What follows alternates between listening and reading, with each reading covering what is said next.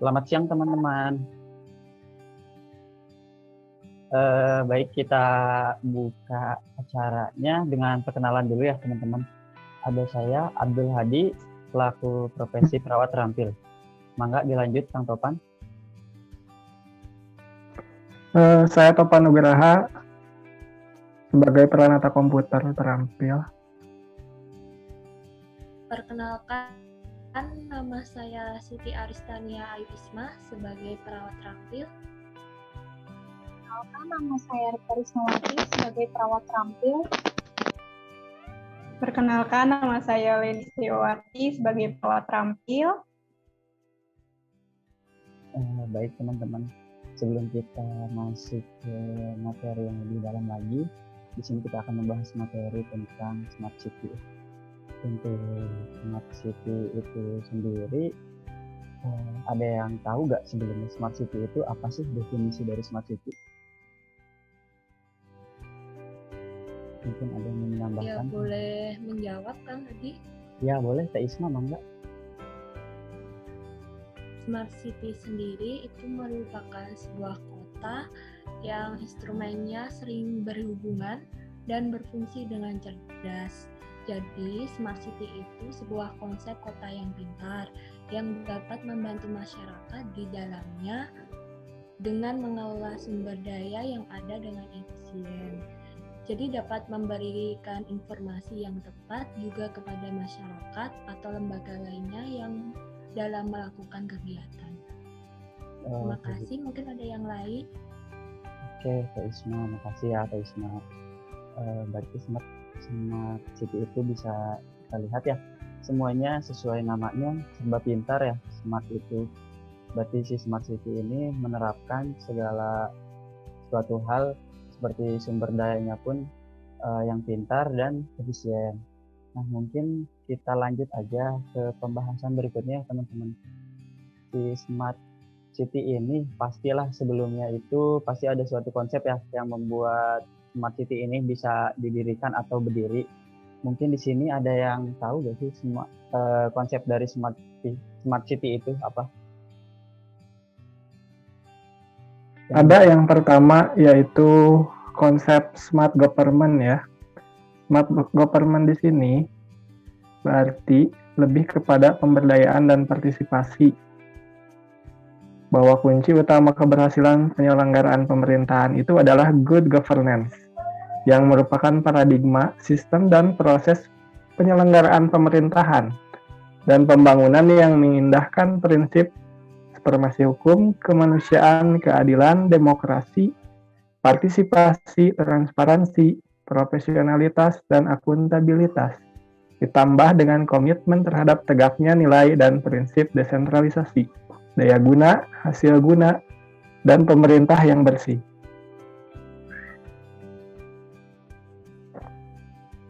Mungkin ada yang lain ingin menambahkan, teman-teman? Boleh menambahkan, Kang? Boleh, silakan Isma. Untuk yang smart government sendiri itu tata kelola pemerintah yang cerdas. Jadi contohnya misalkan pada meningkatkan kualitas pelayanan publik. Nah, kalau dulu kan ngurus surat bisa berhari-hari, tapi sekarang mudah bisa input lewat aplikasi dan website yang kita itu sudah dapat suratnya. Itu membawa keuntungan buat penyedia lapangan kerja juga, di mana waktu dari karyawan yang akan habis buat mengurus surat, dia akan menurun tingkat efektivitas waktunya lebih efisien begitu. Makasih ya Kak Isma. Nah teman-teman, berarti selain smart government itu ada juga indikator lain sebagai suatu pendukung Smart City itu sendiri. Selain smart government, ada smart economy, ada smart life, ada smart living, smart people, dan juga ada smart mobility. Nah, mungkin di sini teman-teman ada yang ingin memaparkan dari masing-masing definisi tersebut sedikit aja deh teman-teman, nggak apa-apa. Yang penting kita satu sama lain paham. Boleh untuk smart economy dulu. Smart economy lebih kepada inovasi dan persaingan. Jadi semakin tinggi inovasi baru yang diciptakan, maka akan menambah peluang usaha yang baru dan akan meningkatkan persaingan di pasar usaha dan modal. Seperti itu, Kang. Baik, Kang Topan, makasih ya. Berikutnya ada smart life sama smart living. Mungkin ada yang mau menambahkan nih, apa definisinya? Kalau saya Kang boleh untuk Boleh. menambahkan di smart living ya. Boleh ke Rika. Ya, mungkin smart living kan berarti lingkungan yang pintar ya. Iya. Itu mungkin pola pikir yang menciptakan harmonisasi lingkungan, menjamin fasilitas dan pelayanan kesehatan dan membangun transportasi. Ya, kayak seperti contohnya itu di tempat-tempat yang wisata ataupun di rumah-rumah sekarang sudah banyak yang menjual konsep tempat dengan ruangan terbuka yang masing-masing ruangannya menggunakan teknologi yang dibangun. Mungkin itu aja, Kang. Oke, makasih ke Rika. Mungkin selanjutnya ada yang mau menjelaskan tentang smart people ataupun smart mobility. Dipersilahkan smart people dulu deh. Mungkin ada yang mau nambahin? Enggak? Oh iya, Boleh, Kak Leni. Kang. Boleh, Kak Leni, Ya. silahkan. Ya, mau menambahkan untuk smart people ya, Kang ya. Smart people ini adalah sejumlah besar orang yang tinggal dalam wilayah yang sama dan memiliki budaya yang relatif sama, yang dapat memahami tentang manfaat dan kegunaan sarana infrastruktur yang telah disediakan oleh pemerintah di lingkungan masing-masing. Nah, untuk mewujudkan smart city agar konsep smart city tersebut dapat berjalan dengan baik dan sesuai dengan konsep smart city yang diinginkan kota-kota di Indonesia, yaitu biaya dan sumber daya manusia mampu mengembangkan sumber daya alam lingkungan kota, membentuk karakter pola pikir maupun perilaku yang positif, menerima perbedaan yang berkembang, dan memelihara fasilitas maupun infrastruktur kota, maka mereka dikategorikan sebagai smart people. Jadi di sini masyarakat juga dituntut untuk ikut berpartisipasi aktif dalam pengelolaan dan penyelenggaraan kota, serta menjadi pengguna kota yang aktif. Masyarakat juga adalah faktor yang paling menentukan keberhasilan atau kegagalan terciptanya smart city ini. Mungkin itu saja, Kang. Oke, Terima baik. kasih. Baik, Kak Leni, terima kasih. Dan yang terakhir nih, ada smart mobility. Mungkin ada yang mau nambahin apa sih deskripsi dari smart mobility ini? Ya, izin menambahkan ya Kang untuk Ya, yang silakan. smart mobility. Ya, smart mobility atau mobilitas pintar itu mencakup transportasi dan infrastruktur.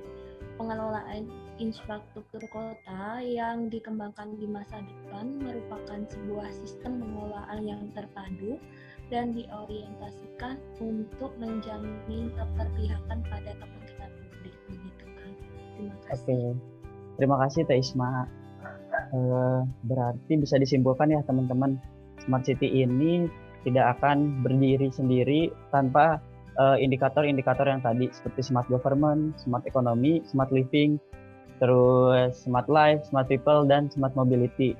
Jadi semuanya ini berkesinambungan satu sama lain. Selanjutnya ya teman-teman, kita lanjut aja. Mungkin dalam mengambil kebijakan atau mengambil keputusan pemerintah pasti ada baik buruknya dong. Nah, untuk smart city sendiri kelebihannya apa sih teman-teman dari smart city ini? Kelebihannya ya, kelebihan dari smart city. Iya, Kang Yang Topan. pertama, infrastruktur menjadi lebih baik. Karena dalam smart city tentunya dibutuhkan infrastruktur yang berkualitas. Infrastruktur di sini tidak hanya terbatas pada pembangunan gedung, namun juga perbaikan sistem transportasi lengkap dengan lajurnya, pembangunan infrastruktur teknologi yang akan mengintegrasikan berbagai lini pelayanan, hingga infrastruktur lain yang bisa dirasakan publik secara langsung. Baik, terima kasih Kang Topan untuk tambahannya. Nah, benar apa kata Kang Topan teman-teman. Jadi smart city ini memiliki kelebihan ya, salah satunya infrastruktur yang lebih baik. Yang kedua itu ada semakin banyaknya kebutuhan tenaga ahli teman-teman. Jadi di smart city ini otomatis kebutuhan tenaga itu semakin banyak karena untuk merawat fasilitas atau jaringan yang membutuhkan penanganan atau perawatan secara kontinus. Lalu yang ketiga itu ada publik lebih tahu tentang kinerja pemerintah. Jadi di situ ada transparansi. Lalu yang keempat ini ada meningkatkan produktivitas dan pelayanan pemerintah. Nah, nilai ini masih berkesinambungan dengan nilai sebelumnya. Karena publik tahu tentang kinerja pemerintah, otomatis untuk produktivitas pemerintah juga pasti akan dituntut untuk lebih produktivitas lagi. Karena segala kekurangan dari pemerintah itu bisa terlihat oleh publik. Nah, mungkin itu kelebihan dari Smart City, teman-teman. Selain kelebihan juga pasti ada temannya lagi dong, ada lawannya, yaitu kekurangan. Nah, di sini ada yang tahu gak sih kekurangan dari Smart City itu apa sih? Pasti dalam suatu kebijakan pasti ada kekurangannya terus. Boleh yang mau menambahkan dipersilahkan. Izin menambahkan kan? Ya, mangga teh. Seperti yang dikatakan Kang Hadi, ya benar ya, di suatu ada kelebihan pasti ada kekurangan. Menurut saya di kekurangan di dalam smart city ini itu kan untuk membangun kota yang cerdas itu kita membutuhkan investasi yang besar ya dalam pembangunannya. Dan juga yang kedua penyediaan infrastruktur yang bertahap, yaitu seperti kayak penyediaan internet, yang salah satunya itu pembangunan jaringan kabel fiber optik. Terus yang mungkin yang ketiga itu masalah yang lainnya itu tugas, yaitu tugas harga perangkat yang tinggi ya, dan terbilang sulit untuk diperoleh. Itu aja, Kang. Oke, makasih Teh Ripka untuk masukannya. Tambahan dari materi kali ini, berarti kekurangannya itu mungkin yang jadi faktor penghambat ya suatu perkotaan atau suatu negara untuk mencanangkan smart city ini. Jadi bahan pertimbangan bagi pemerintahnya. Nah, mungkin berikutnya ini kita kan tetap bahasan kita tentang menyambut smart ASN ya teman-teman. Dalam hal yang sekarang smart city ini bagaimana sih menurut teman-teman kaitannya dengan kita ini sebagai nanti yang akan menjadi smart ASN? Boleh yang mau ngasih masukan atau pendapat? Dipersilahkan.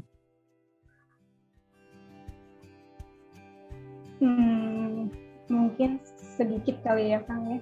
Ya, boleh, Leni, mangga. Kan kita juga tadi sudah bahas masing-masing tentang poin-poin smart city yang akan dicanangkan gitu ya. Mungkin dari konsep smart city yang sudah kita bahas, keterkaitan antara smart city dengan kedudukan kita sebagai ASN itu menarik ya. Ada dua kedudukan kita itu sebagai manajemen ASN itu sendiri, dan yang kedua yaitu smart ASN. Jadi pemerintah kan mencanangkan arah pembangunan ASN menuju ke world class government yang sudah dimulai dari tahun 2020 sampai nanti tahun 2024. Berarti kita sudah berjalan ya. Jadi perlu kita ketahui bahwa untuk menjadi manajemen ASN itu menjadi seseorang yang profesional. Jadi smart city ini dijalankan supaya kita menjadi orang-orang profesional. Selain itu berbicara sedikit tentang smart ASN. Smart ASN itu bagaimana kita berperilaku atau dengan budaya berakhlak gitu kan. Jadi kalau misalkan kita ingin menjalankan suatu program, itu pasti kita harus bekerja sama atau seperti budaya berakhlak itu berkolaborasi dengan sektor-sektor lainnya, di mana kita jadi lebih mudah untuk menjalankan suatu program menjadi program yang sempurna. Dan setelah itu juga kita sebagai ASN diharapkan pastinya harus adaptif dan kompeten dalam situasi smart city ini, karena mau nggak mau di zaman smart city yang ini juga kita arahnya ke berbasis digital ya. Jadi kita mau nggak mau, bisa nggak bisa, harus bisa menjalankan teknologi informasi yang sangat cepat atau bahkan relatif sangat pesat ya perkembangannya. Jadi gimana kita harus bisa beradaptasi. Mungkin itu saja, Kang. Ada yang bisa ditambahkan dengan yang lainnya? Oke, makasih banyak Kak Leni atas tambahannya pemaparan materi hari ini. Terima kasih ya teman-teman. Mungkin di sini ada yang mau nambahin lagi atau kita cukupkan saja? Baik, kita cukupkan saja ya teman-teman. Jadi kita bisa tarik kesimpulannya berdasarkan pembelajaran hari ini. Untuk Smart City itu sendiri terdiri dari berbagai 6 indikator yang tadi telah kita bahas. Yang pertama ada Smart Government, yang kedua ada Smart Economy, ada Smart Life, ada Smart Living, terus ada Smart People, dan terakhir ada Smart Mobility. Nah, dari Smart City ini memiliki kekurangan dan kelebihan, akan tetapi lebih banyak kelebihannya, sehingga pemerintah dan negara-negara lainnya lebih menerapkan Smart City ini, karena kekurangannya itu lebih sedikit, ibaratnya hanya menghambat beberapa persen saja. Nah, kita sebagai ASN berarti kan dituntut untuk menjadi Smart ASN juga dengan mendukung program-program pemerintah, salah satunya Smart City ini. Ya, mungkin kesimpulan pembelajaran yang bisa saya tarik hari ini sekian saja. Mungkin teman-teman ada yang mau nambahin atau emang ada yang kurang? Mungkin sedikit kali ya lagi. Boleh, mangga. Yang paling penting kita sebagai Smart ASN ini harus memiliki jiwa integritas, di mana harus selalu jujur dan bertanggung jawab dalam pelaksanaan tugasnya sehari-hari, seperti itu. Jadi kita bisa mengamalkan nilai-nilai Pancasila seperti ketuhanan dan kemanusiaan, seperti di mana mewujudkan Smart ASN ini. Jadi kita bisa berintegritas. Oke, baik, terima kasih Kak Leni untuk tambahannya. Kita cukupkan saja teman-teman. Cukup di sini. Assalamualaikum warahmatullahi wabarakatuh.